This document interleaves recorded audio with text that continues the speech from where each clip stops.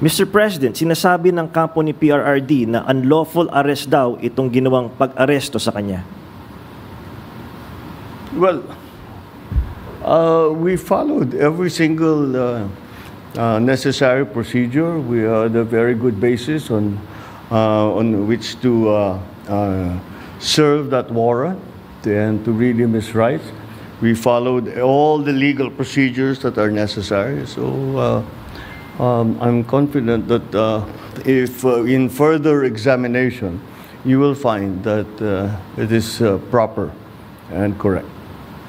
Mr. President, sinasabi po nila na ito ay political persecution lamang at may kaugnayan din daw sa 2028 elections. Okay, well, I'm sure sasabihin nila yan. But this case started in 2017 when we were still members of the ICC, and it was during the time of former President Duterte. So I don't see how that can be political persecution on my part, because it was initiated before I even came into the picture. So that would seem. But once again, we have to recognize that, you know, of course, it's natural for people to put lalagyan ng politika, kulay ng politika. Pero sinundan lang natin yung ICC, yung Interpol. Wala tayong, hindi natin kinakausap yung ICC. Marami silang hinihingi sa atin ng mga dokumento, wala kaming binigay.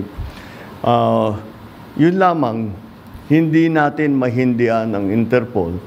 Pag sinabi sa atin, tulungan nyo kami, kailangan namin kunin itong taong ito.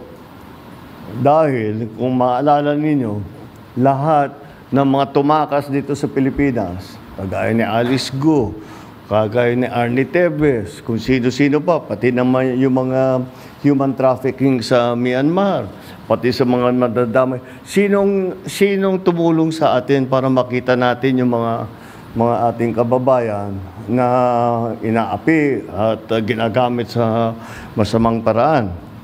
Ang Interpol. Kaya naman, dapat naman tayo, pagka sinabi sa atin, tulungan nyo kami sa ganito, tumulong kayo. Kaya naman, ganun ang ginawa natin.